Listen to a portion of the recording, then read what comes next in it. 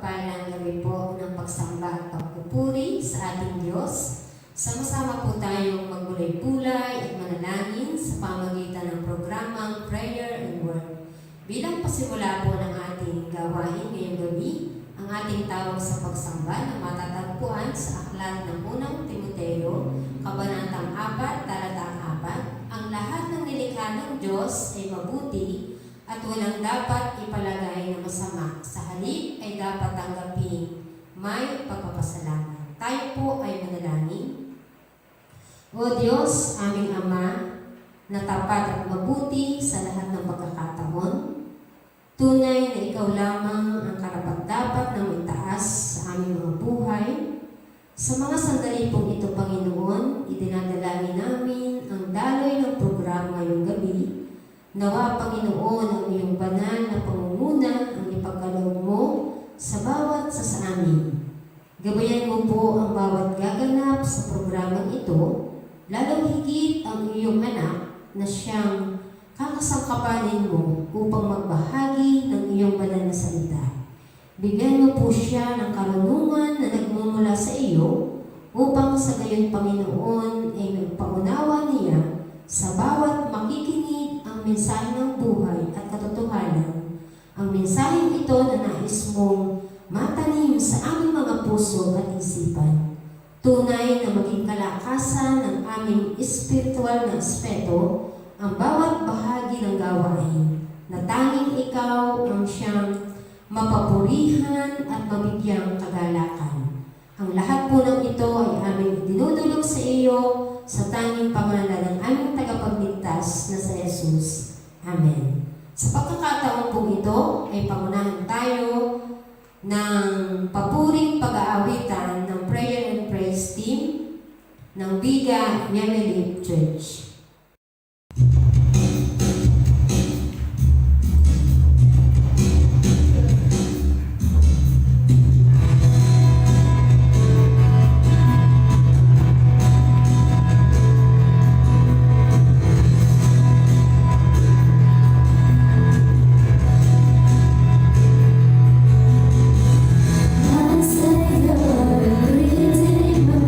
Doesn't make it on the night.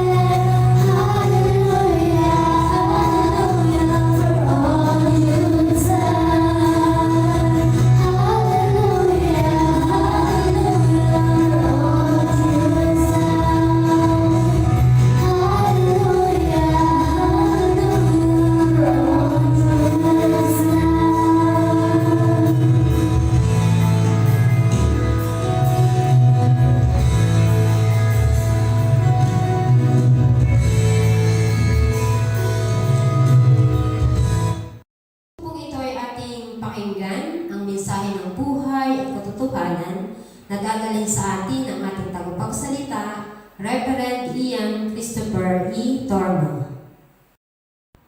Isa po mapagpalang gabi sa ating lahat. Tayo po ngayon ay magbubulay-bulay ng salita ng ating Panginoon. At ang ating pong pagbubulay-bulayan ay matatagpuan sa aklat ng Lucas, chapter 15, verses 1 to 32. At hindi ko na po ito babasahin sapagkat isa ito mahabang kwento at parable ng ating Panginoon Jesus. Ang ating pong pagbubulay-bulay sa gabi nito ay pinamagatan kong to love is to learn how to count. To love is to learn how to count. Ang gospel ni Lucas, o ang ebanghelyo ni Lucas, ay nagpapakita ng isang natatanging paglilingkod ng ating Panginoong Jesus. Dahil sa kanyang ebanghelyo, paulit-ulit na pinapakita, pinaparanas, pinaparamdam ng ating Panginoong Jesus ang kanyang matinding pag-ibig sa mga taong kinakalimutan ng lipunan. Kaya nga ang tawag ng maraming scholar dito ay Gospel of the Unnamed.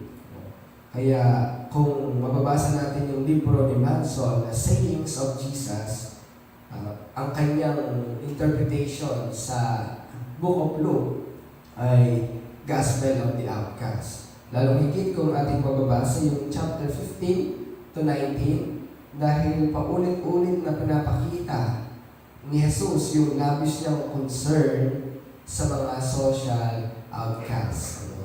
At makikita natin ito lalong higit sa kanyang kapanahunan. At ang act na ito ni Jesus ay very unique sa ebanghelyo na ito ni Lucas sapagkat hindi natin ito makikita sa tatlo pang ebanghelyo sa New Testament.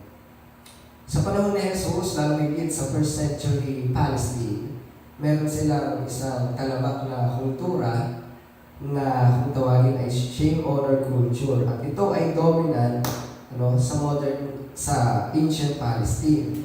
Dahil ang batayan ng pag-ibig, ang batayan nila ng paglalagak, ng paggalang, o pagbibigay ng pag-ibig sa isang kapwa nila ay palaging bumabatay sa kung ano ang iyong laki o liit ng iyong kayamanan, ano ang naabot ng iyong edukasyon, ano ang iyong mga kasanayan sa retorika o sa filosofiya. At lalong higit ang paggalang at pag-ibig ay palaging bumabatay sa lahi na iyong pinagmulan. At yung connection mo ng isang tao sa politika. Kaya nga naman, yung mga taong katulad ng mga may sakit, mga paralitiko, mga may ketong, mga maninili ng buwis, mga mayarang babae, mga byuda, at mga bata ay hindi palaging na-mention sa ancient world, lalo na sa mga text.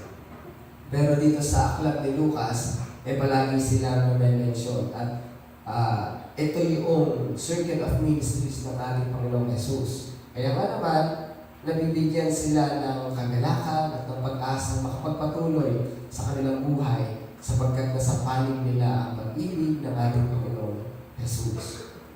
Itong Luke chapter 15, especially ang tatlong parable na sinaysay ng ating Panginoong Jesus ay malimit na hinahati natin ito sa tatlo. Kung naririnig natin sa mga sermons, sa ating mga oikos, at sa ating mga Bible study, karaniwan na hinahati ang mga parable na ito ng ating Panginoong Jesus. Pero sinaysay ito ng ating Panginoong Jesus sa isang diwa.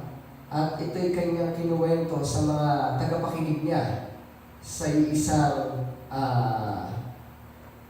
isang pagkikwento lamang.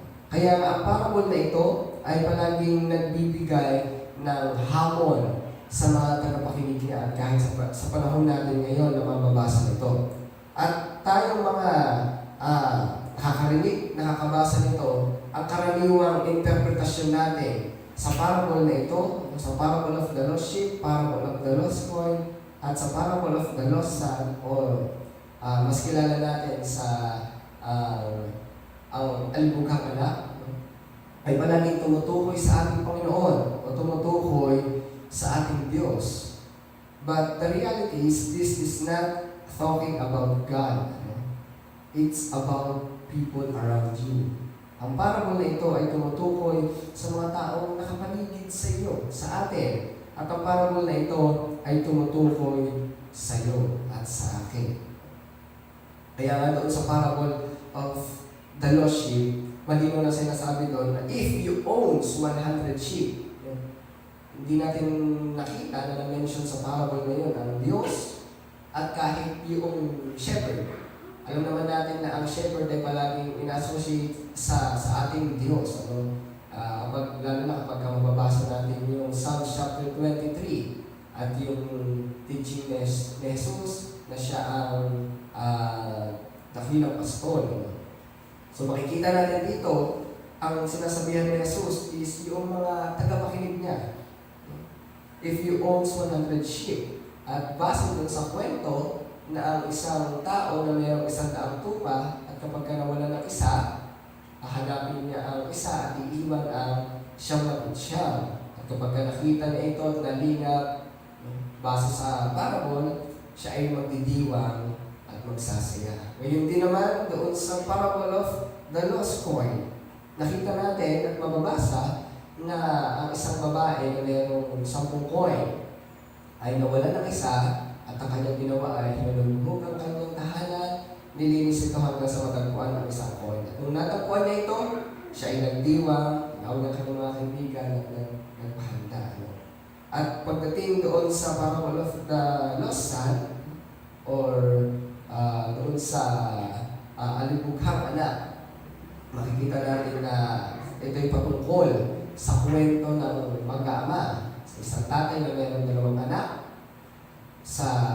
na ang kanyang bunsong anak ay hiningi ang kanyang parte ng kayamanan, at nung nakuha niya ito ay kanya itong nilustay at inubos sa pansarili niyang kagustuhan, sa pag-iinom, sa paglalasing, at hanggang sa maubos ang kanyang kayamanan, siya ay naging tagapaglinis na lamang ng bulungan ng mga baboy. At nung hindi niya na ito matiis, siya ay umuwi sa kanila, at nung siya ay umuwi sa kanila, siya ay tinanggap na maluwag ng kanyang ama at nagpahanda ang kanyang ama na matinding pigil.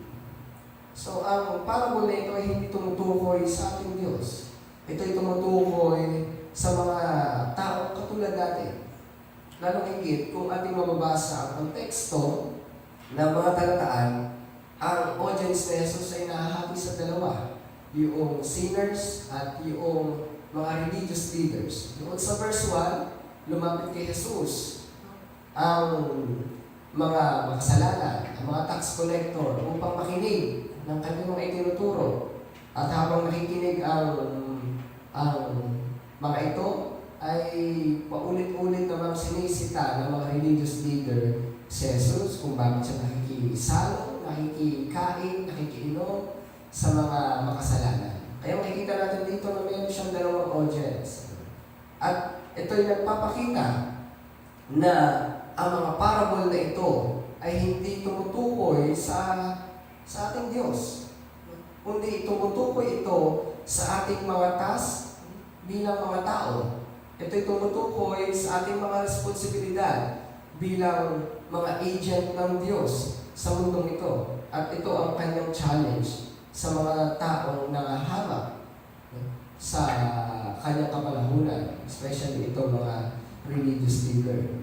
Kasi ang mga tax collector, sa panahon ni Jesus, lalo higit itong mga Jewish tax collector, ang mga tax collector ay ang equivalent nito sa kapanahunan natin is yung mga drug dealer, mga loan sharks, mga sex traffickers.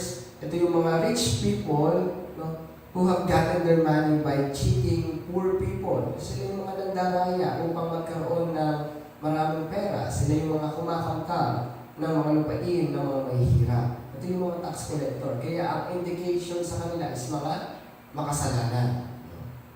At sila yung mga gumagawa ng mga immoral na mga bagay. Kaya concern yung mga Pharisees, yung mga religious leader kay Jesus dahil nakikisalo siya sa mga tao nito. Pero hindi ito pinansin ni Jesus at nagpatuloy siya sa pagtuturo sa kanila. Short stories of Jesus. Kaya kung makikita natin, maikli ang mga kwentong ito ng ating Panginoong Jesus, pero matindi ang paghahamon sa mga taong tagapakinig niya, at lalo higit sa panahon natin ngayon. To love is to learn how to count. Kung gusto nating makita naaayon ang ating pag-ibig sa kung paano umibig ang ating Panginoon o ang ating Diyos, kailangan matuto tayong magbilang. Sa parable, nakita natin yung unang parable. Meron siyang 100 tupa. At nung naunawaan niyang siya ay nawawalan ng 1 tupa, siya ay nagbilang. Kaya hinanap at nilingap niya yung nawawalan ng tupa. Gayun din sa pangalawang parable, nung nalingap at nagbilang ang babae ng kanyang coin, ay naunawaan niya siya ay nawawalan ng 1 coin. Ngunit ito ang nakakalungkot sa pangatlong parable. Sapagkat sa pangatlong parable, makikita natin na 2 na lang ang kanyang kailangang bilangin. Dito pinapaunawa sa atin ng Panginoong Hesus ang kahalagahan ng pagbibilang. Dahil sa pangatlong parable, the father forgot how to count. Makikita natin na ang ama sa pangatlong parable ni Jesus ay nakalimutan magbilang. At nasanay tayo na doon sa parable of the lost son, ang nawawalang anak ay yung bunso. Pero in reality, ang nawawala dito ay yung panganay. Dahil nung nagkaroon ng matinding biging, nung nagkaroon ng matinding kasiyahan, nung nagkaroon ng matinding handaan, tinawag ng ama ang lahat ng kanyang alipin, tinawag ng kanyang ama ang lahat ng kanyang mga tagasunod, ngunit nakalimutan ng amang tawagin ang kanyang panganay na anak. Kaya, to love is to learn how to count. Kung gusto natin umibig, matuto tayong magbilang. We need to count.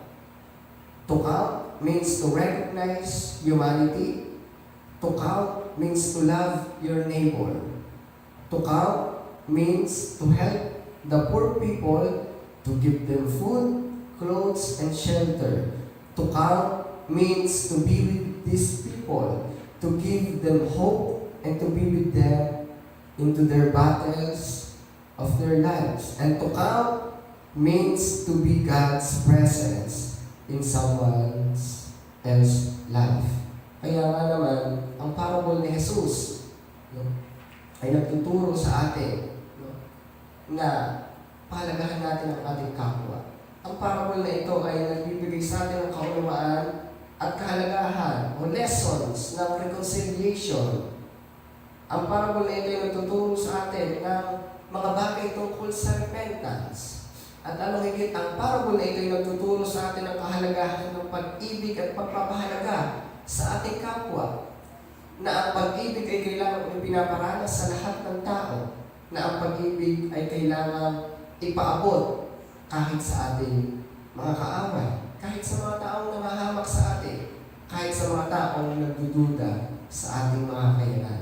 Ang parable na ito ng ating Panginoong Hesus ay tinuturuan tayo na gawin at isakatuparan ang ating mga ministeryo at isakatuparan ang kalooban ng ating Panginoon. This is designed to challenge you, challenge us, and to provoke us. And if we let them work on us, this parable, ginagawa nito tayong mga mabubuting tao. Kaya nga, kung tayo ay tunay na kumakalinga, nagmamahal sa ating kapwa, hindi natin sila dapat kalimutan. Kung tunay tayong kumakalinga, nagmamalasakit sa ating mga kapatid, kahit hindi natin kamag-anak, o kahit sa ating kapwa mananampalataya at hindi kapwa mananampalataya, kailangan natin iparanas sa kanila ang pag-ibig ng Diyos sa pamamagitan ng ating mga pagkilos. Kaya to love is to learn how to count. Huwag natin gayahin yung tatay doon sa parable of the lost son, kung saan kinalimutan niya magbilang. Kaya yung structure ng parable, makikita natin na parang patama ito. sa mga tagapakinig ni Jesus at kahit sa ating na mga magbabasa nito. Dahil from 100, natutong magbilang at nalingat kung ano yung nawawala, down to 10, nakita ng babae, ng may-ari ng coin, na siya'y nawawala ng isa, at ito'y kanyang hinanap at nilingap, at siya'y nag-celebrate, ngunit nakakalungkot doon sa pangatlong parable. Nakalimutan ng amang magbilang at kanyang nakalimutan ang kanyang panganay na anak. Huwag naman natin gawin ito sa ating buhay na ang pinagpaparanasan lamang ng ating pagmamalasakit at ng pag-ibig ay yung mga taong malapit sa atin. Hindi, lagi natin pahalagahan, ingatan, mahalin ang lahat ng taong sa paligid natin. Ang lahat ng taong nakakasalamuha natin at kahit yung mga taong kaaway natin. Lagi natin silang pahalagahan at huwag kalimutan. Sapagkat ang tunay na nagmamahal ay marunong magbilang. Sa Diyos po ang lahat ng papuri at pasasalamat. Magandang gabi po sa ating lahat. Maraming salamat po sa mensahe na ating napakinggan at nawa ay lumakad tayo ng may katwiran sa tulong at gabay ng salita ng Diyos sa ating napagbulay-bulayan ngayong gabi. At bilang tugon sa mensahe, atin pong pakinggan ang paborit awit na ihahatid sa atin ni kapatid na Lady Tricia A. Magtalong.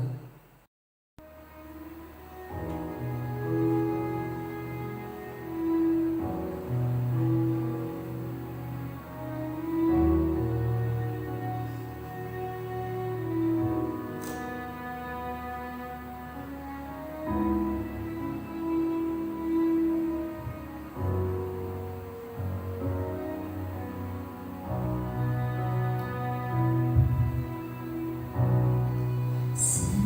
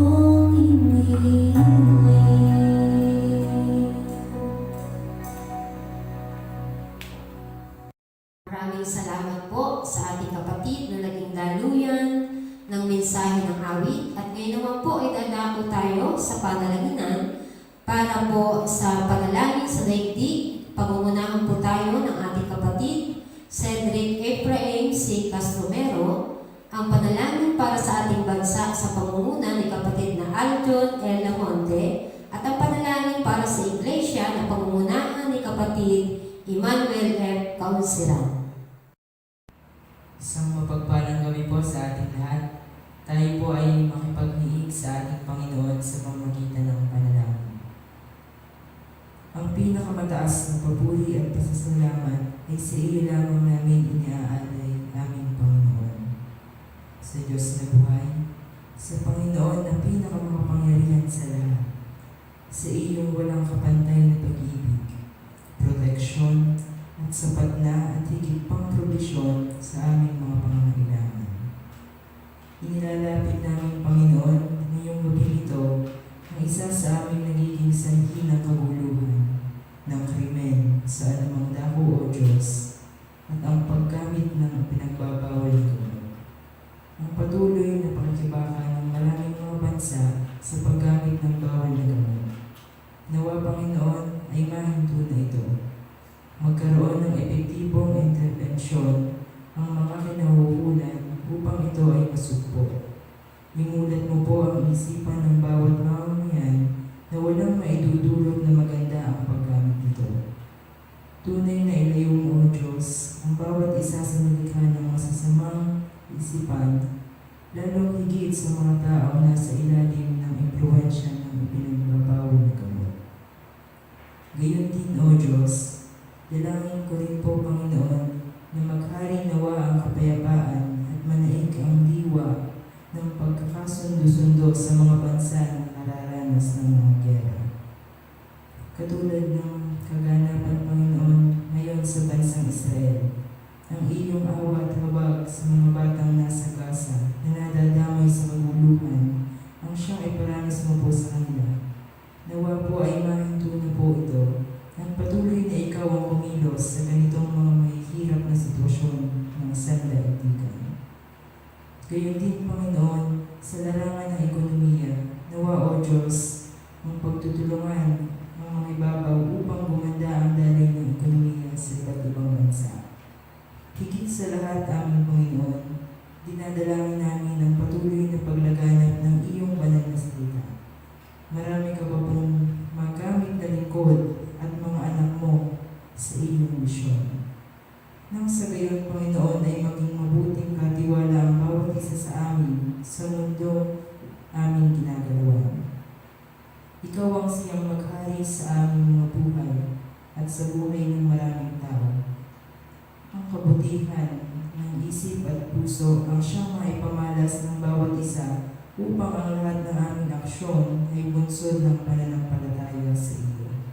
Tunay, O Diyos, na sa iyo namin pinagkakatiwala ang lahat ng pangyayari sa aming buhay, ang lahat ng kaganapan sa daigdig na ito.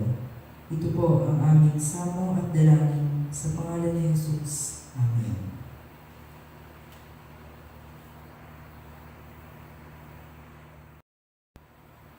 Tayo po ay dumulog sa ating Panginoon sa pamamagitan ng panalangin. Atin pong ilapit sa ating Diyos ang ating bansa. Sa mga sandaling ito, aming Diyos, kami po ay lumalapit sa iyo.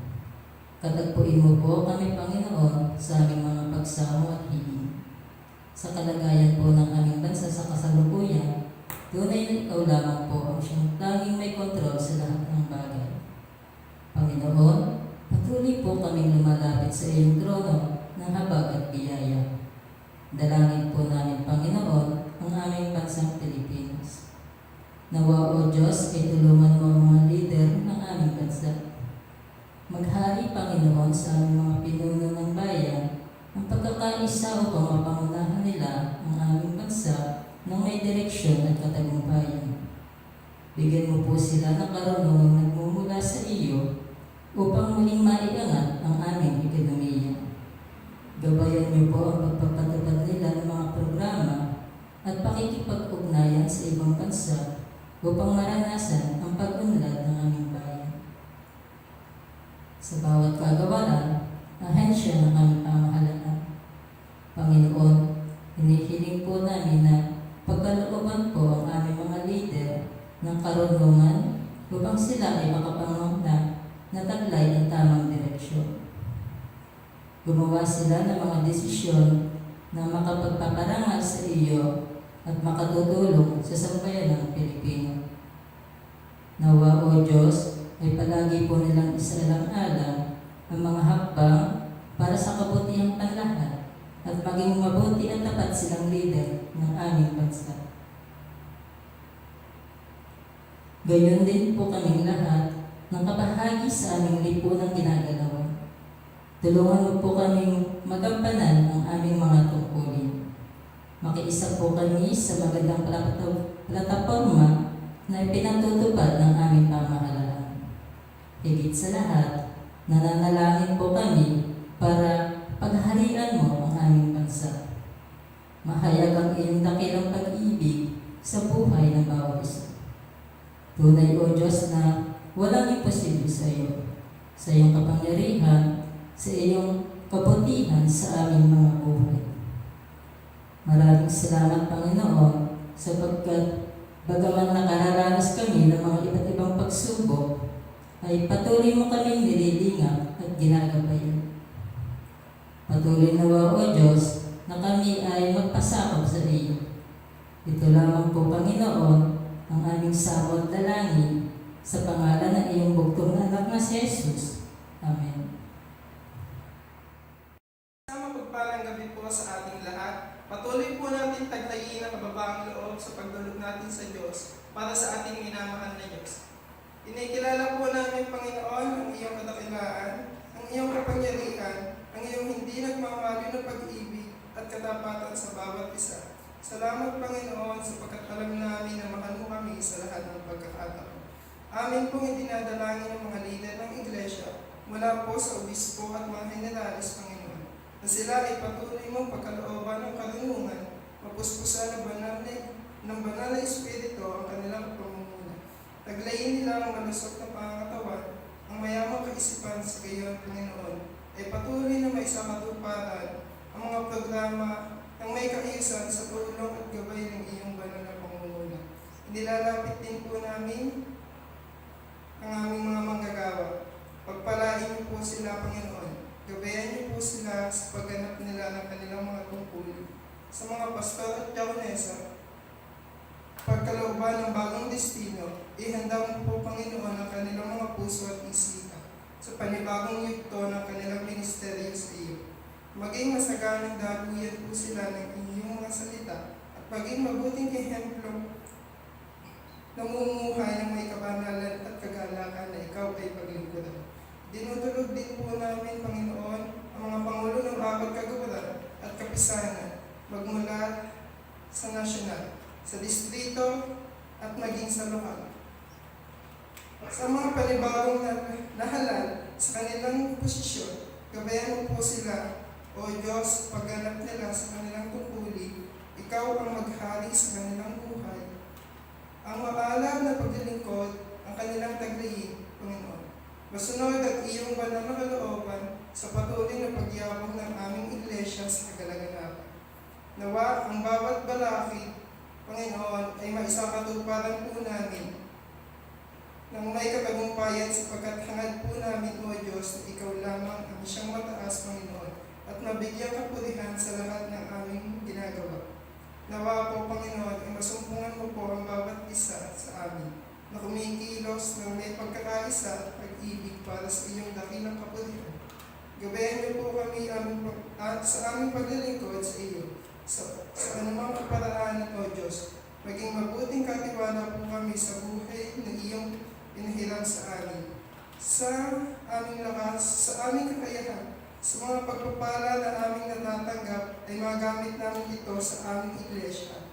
Sa pagbibigay kapulihan, kagalakan sa iyo, Panginoon. Ito lamang po ang aming samang dalangin sa pangalan ni Jesus. Amen. Maraming salamat po sa ating mga kapatid na naging tagapanguna sa ating panalangin. Ngayon naman po ay ating pakinggan ang isang paboring awit na ihahandog sa ating Panginoon ni kapatid na Precious Ann A. Dalida.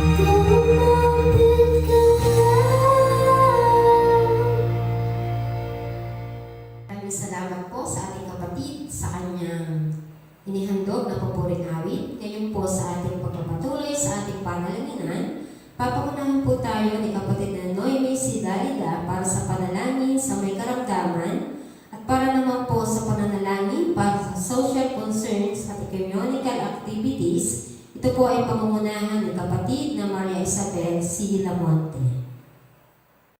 Magpalang gabi po sa panalangin sa ating lahat. Tayo po ay patuloy na dumulog sa ating makapangyarihan Diyos na buhay. Ang pinakamataas na pagkilala sa iyo lamang o aming Panginoon, sapagkat tunay ikaw ay Diyos na makapangyarihan at tapat sa aming buhay. Sa iyo aming Ama, ang siyang dakilang manggagamot ang lahat ng aspeto ng aming buhay. Ikaw nga, Panginoon, ang tunay namin Diyos na nagbibigay kagalingan sa anumang karamdaman na aming nararanasan. Sa mga sandaling ito, kami po ay naninigluhod, lumalapit sa iyong trono ng habag, na igawad mo ang iyong makapangyarihan, anak na ngayon ay nakakaranas ng anumang sakit. Batid mo po, Panginoon, ang lahat ng aming mga buhay sa mga pagsubok ng buhay. Anumang uri ng mga sakit, O Diyos, dinadalangin po namin na lalo po namin palakasin at pag-ibayuhin ang aming pananampalataya sa iyo.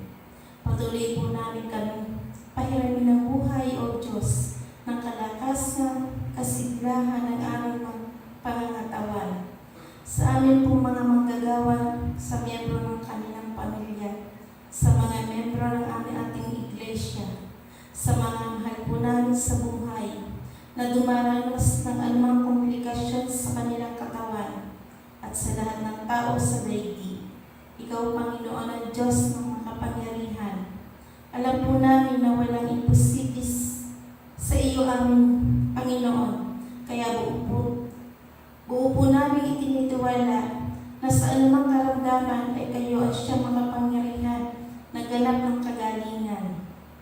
Gawin mo pong instrumento ang aming mga gamot, ang aming kakayanan ng duno na ipagkaloob mo sa mga doktor, Panginoon, upang mamigyan lunas ang mga kapatid namin na nakakaranas ng iba't ibang karamdaman. Sa mga sasalin sa mga operasyon, samahan mo sila, O Diyos. Paranas po ang iyong kalinga, ang malampasan po nila ang katagumpay ng anumang produce na gagawin sa kanila. Gawin niyo din po, Panginoon, ang ipagkaloob po sa kanila ang kanilang mga pangangailangan, pinansyal. Ang iyong provision, Panginoon, na sa lahat ng kanilang mga pangangailangan ay sa iyo po sila ipagkakaloob ng mga ito. Patuloy mo pong panghawakan ng aming buhay. Palagi niyo pong mapasisip na walang imposible, walang mahirap sa iyo, banal na kapahintulutan at panahon. Maranasan namin ang aming buhay, ang iyong presensya, ang iyong pagkilos at tanging pangalan ng aming Panginoon Yesus. Amen. Tayo po ay patuloy na dumulog sa banal na trono ng habag ng ating Panginoon. Katagpuin po natin siya sa pamamagitan ng panalangin. Sa Diyos na buhay, na siyang nagpapadama ng walang kasindakilang pag-ibig at pagkalinga sa bawat isa sa amin. Tunay na ikaw ay mabuti at tapat sa aming mga buhay.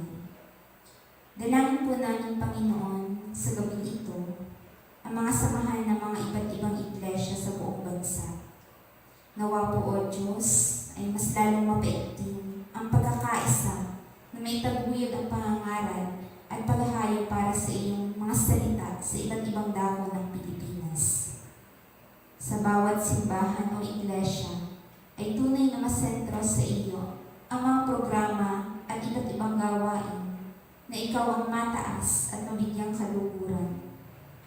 Magkaroon nawa, O Diyos, ng isang tayong layunin na kumilos upang mahayag ka na may pagkakaisa sa kabila ng mga magkakaibang denominasyon o sektang kinabibilangan. Dalangin po namin, Panginoon, na sa mga gawain na isinasagawa ng iba't ibang simbahan sa aming bansa, ay magkaroon ng mga ito ng katagumpayan. Nawa po, ang layunin na mas maging mabunga ang pagmimisyon at pagdisipulo na iyong dakilang tagubilin sa bawat lingkod at anak mo ay aming pong maisakatuparan. Panginoon, patuloy mo pong pagkalooban ng lahat ng mga pangangailangan ang bawat iglesia mo upang maitaguyod ang kanilang paghayo. Palaguin mo nawa, O Diyos, ang lahat ng aspeto ng iglesia at magamit ang lahat ng ito para sa iyong kapurihan. Kasangkapanin mo po ang bawat nakakakilala sa iyo na gawin ang iyong dakilang atas upang ang lipo ng aming ginagalawan ay lubusang maabot ng iyong banal na salita. Gayun din, O Diyos, naway ang puso na handang tumulong at tumugon sa pangailangan ng aming kapwa ang sinagtaglayin ng bawat isa. Patuloy na pasalanain mo nawa ang pag-ibig at malasakit sa aming mga puso, sa aming mga buhay, O Panginoon. Ang iyong nag-uumapaw na pag-ibig mula sa iyo ang aming maiparanas sa aming kapwa, lalo higit sa mga taong nangangailangan ng tulong at pag-unawa. Ito po, Panginoon, ang aming samang dalangin sa pangalan ng aming Panginoong Hesus. Amen. Maraming salamat po sa lahat na naging bahagi ng ating gawain ngayong gabi. Gayon din po sa lahat ng mga dumalo sa ating prayer and word. Sa Diyos po ang pinakamataas na papuri at pasalamat. Ngayon po ay ating pakinggan ang punong-puro ng Distrito 4, Kanluran, Batangas, ang DS Reverend Joselito E. Ilagan para sa pagwakas ng pananalita at panalangin.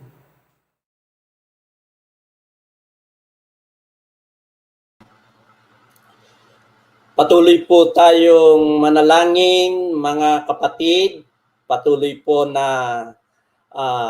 sa ating mga kapatid na ngayon ay naririto sa ating screen ang mga prayer requests. Ay patuloy na hilingin natin na sa mga pagkakataong ito sa ministry ng Yemili na prayer in word ay patuloy na maranasan ng ating mga kapatid na nanonood at taga-subaybay sa iba't ibang panig ng mundo at sa iba't iba nilang mga kahilingan ay maranasan nila ang pag-abot ng Diyos sa pamamagitan ng ating sama-samang pananalangin.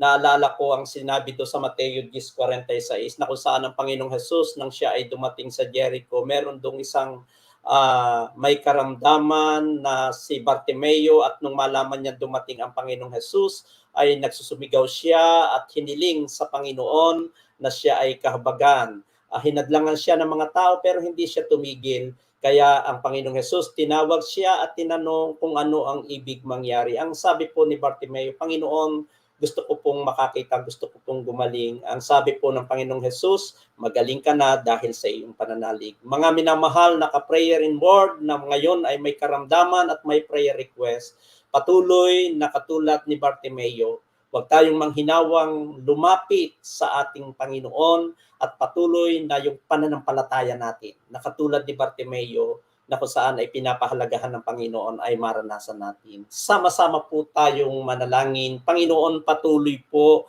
na kami nananalangin po sa iyo. Narito muli ang mga prayer request ng aming mga kapatid. Ang prayer request po ng kapatid na Jojo Espiritu na patuloy po yung kagalingan ng kanyang anak na si Joby, Panginoon, ay patuloy po, O Diyos, na maranasan po, Panginoon, yung kagalingan sa kanyang karamdaman at sa pamagitan ng chemotherapy na pinagdadaanan niya, Panginoon.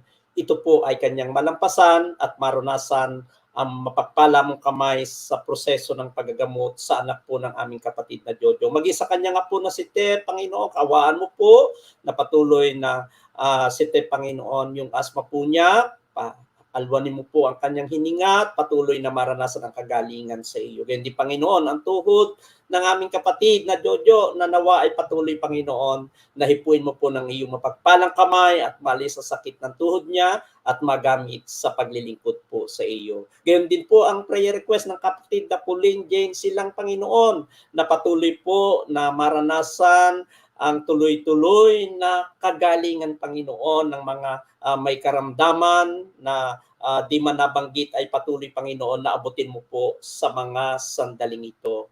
Aming Diyos, gayon din po ang kahilingan ng aming kapatid na Abilina Almira, Panginoon, na nawa ay patuloy na siya po mula pa noon ay laging isinasama sa panalangin ang kagalingan po ni Baby Alexander, Panginoon, na sa heart surgery na kanyang pinagdaan ng Panginoon ay patuloy, Panginoon, na nakikita namin na hindi nawawala ng kabuluhan ang mga panalangin po namin sa aming munting kapatid na ito. Gayon din po ang kagalingan ng kapatid na Amy Almira, Panginoon, na patuloy po na maranasan niya ang kagalingan na ngayon ay kanyang tinataglay na karamdaman. Gayon din po, Panginoon, ang prayer request ng kapatid na Eresma Lacanaria, Panginoon, na patuloy po, O Diyos, na maranasan ng kanyang anak na ang iyo pong patuloy na kalusugan, ang patuloy na biyaya, pagpapala mo sa kanila at sa kasama po niya si Jade, Panginoon.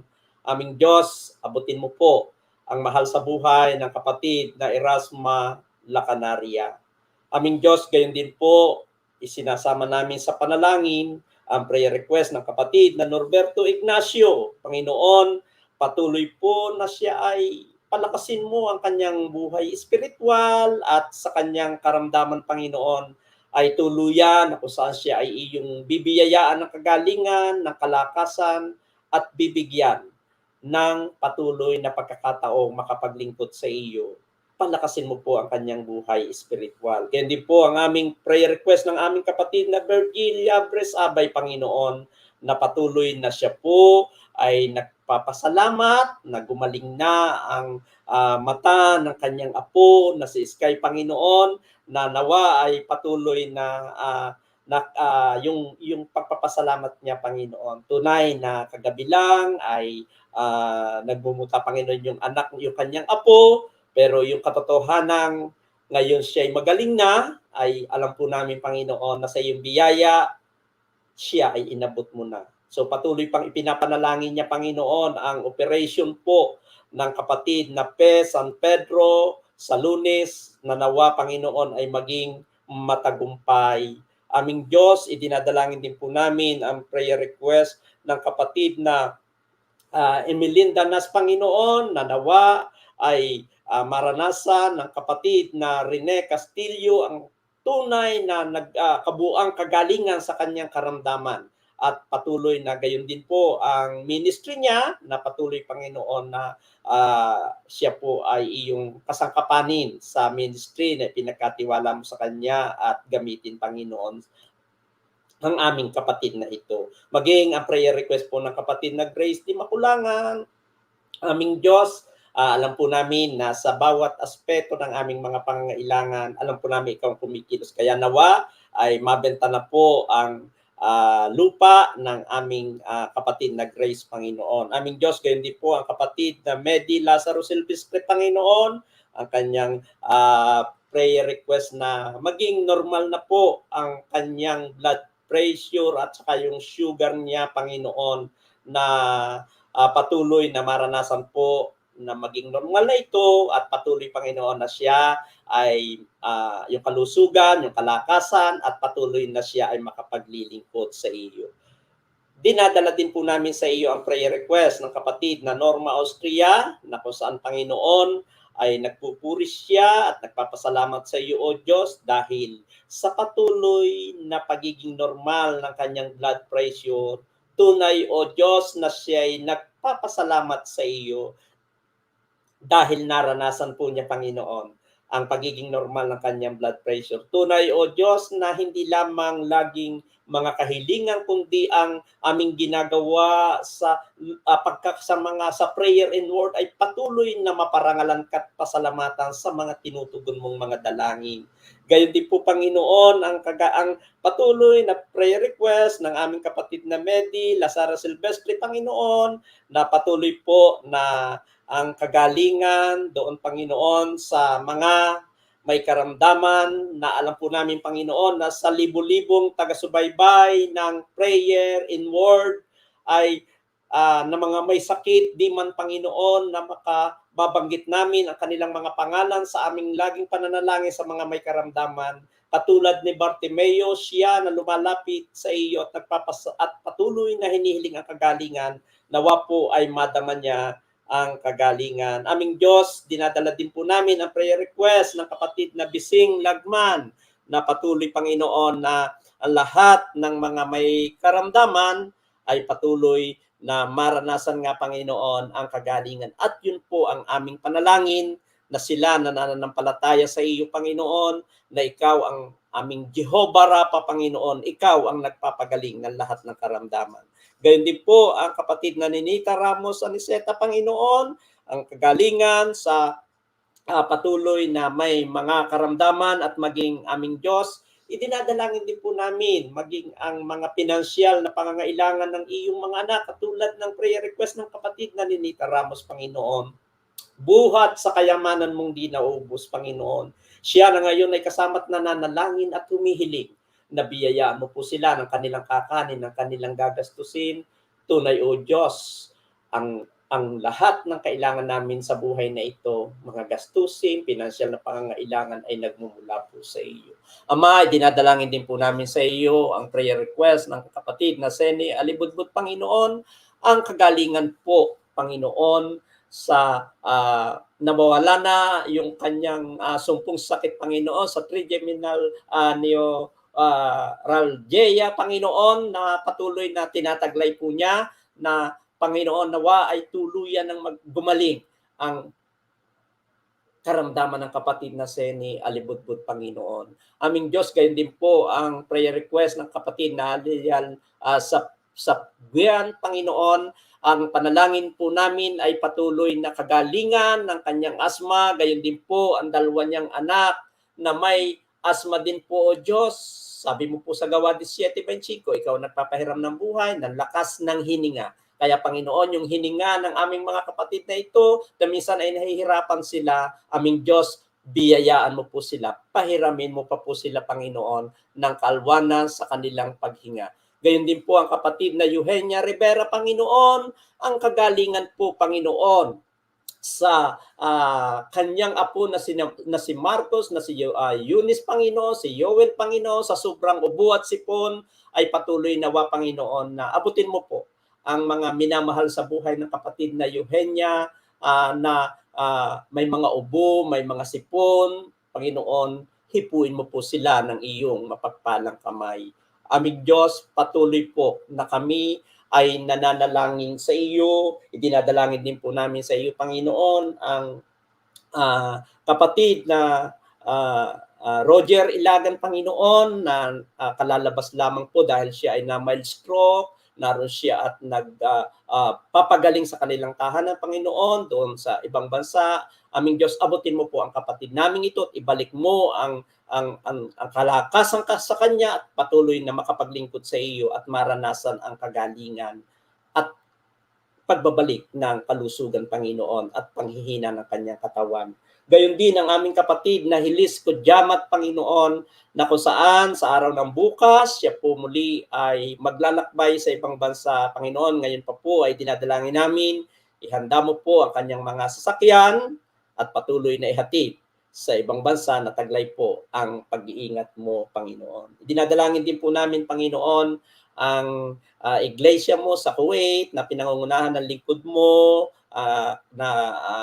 Crisaldo Hermoso, Panginoon, nawa ito pong iglesia mong ito ay patuloy ng ang lingkod mo, ang misyonero, lingkod mo, na kapatid na Crisaldo Hermoso, Panginoon, ay patuloy po na maranasan ang iyong probisyon na sa pangunguna po niya sa iglesyang iyon ay patuloy na pagpapalain mo po. Hindi lamang sa Kuwait, kundi, Panginoon, sa iba't ibang panig ng mundo, Panginoon, na kung saan ay niloob mo na ang iglesia, ang Yemilip ay magkaroon ng iba't ibang iglesia na may mga nangangasiwang mga iba't ibang mga lingkod mo. Panginoon, dinadalangin po namin, nakasangkapanin mo pa po ang Yemilip, hindi lamang dito sa Pilipinas, kundi sa iba't ibang panig ng mundo na sa iyong ang Great Commission mo, Panginoon, ay maging kaisa ang iyong minamahal na iglesia. Kaya, Panginoon, umaasa pong patuloy, nakakasangkapanin mo pa ang Yemilip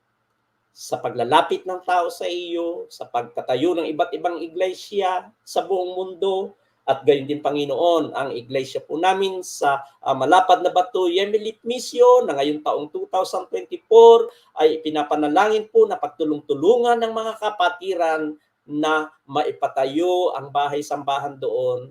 Aming Ama sa langit, sa iyong probisyon, kami po'y hindi nanghihinawang hilingin at kami po'y nananampalataya na dahil ito ay iglesia mo, tutulungan mo po kaming mapagtulong-tulungan naming mga kapatiran dito sa District 4 West Batangas na makapagpatayo ng bahay-sambahan sa iglesia mo po doon. Maging ang iglesia mo sa Paraiso Yemilit Church, patuloy na idinadalangin po namin na sa kanilang anibersaryo na gagawin, Panginoon, sa linggo, sa pangunguna ng kanilang Pastor Julius Palesia, JNMB Christine, at ang kanilang chairperson, kapatid na Maricris Castromero, ay patuloy na sa kanilang preparasyon. Sila po ay gabayan mo, aming Diyos. Ganyan po ang iglesia mo sa Malalay, ang kinakaharap na problema, dahil doon sa pagsaayos ng lupa, tulungan mo po, Panginoon, na mga kapatiran sa Malalay ay maiayos ang lupa ng iyong iglesia. At kalakip ang panalangin sa aking kamanggagawa, ang Reverend Virgilio Dima Felix, patuloy na biyayaan mo po siya ng kalakasan at kalusugan na nagmumula po sa iyo. Panginoon, salamat po sa iyo. Narito po ang aming iba't ibang mga kahilingan at di manabanggit ng aking mga labi ang kasama ko ngayon na ngayon kasama namin sa prayer and word na nananalangin din po sa iyo. Abutin mo po siya. Sa pangalan ng Ama, ng Anak, at ng Espiritu Santo, ito po amin samo at dalangin. Amen. Muli, mga kapatid, ay maraming salamat. Pinasasalamatan po natin ang ating iglesia sa Biga Ibaba Yemilit Church na pinangungunahan ng Reverendo Ian Torno at ang Diakonesa Eunice Kudyamat, gayon din ang kanilang chairperson, ang kapatid na Baby Alejandro, at mga nanalangin na mga kapatid at kapatiran sa Biga Ibaba Yemilit Church. Ang pagpapala po ng Diyos ay sumainyo, mga kapatid. At sa susunod na gabi po, ang ating makakasama sa prayer and word ay ang iglesia natin sa Layon, Yemilit Church, Calatagan, Batangas. Magandang gabi po sa ating lahat.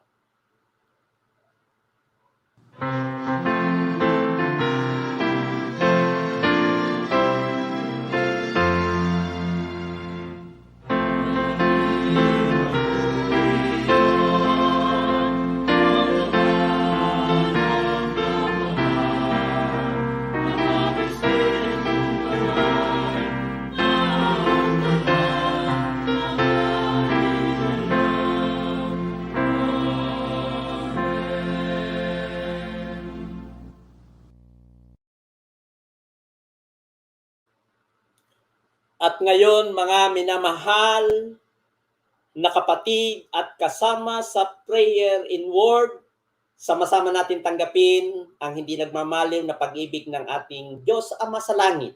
Ang biyaya, pagliligtas, kapayapaan na nagmumula sa ating Panginoong Hesukristo. Ang patnubay, pakikipisan, kaaliwan ng Espiritu Santo ay sumaating lahat ngayon at sa mga panahon pang darating. Amen. Amen.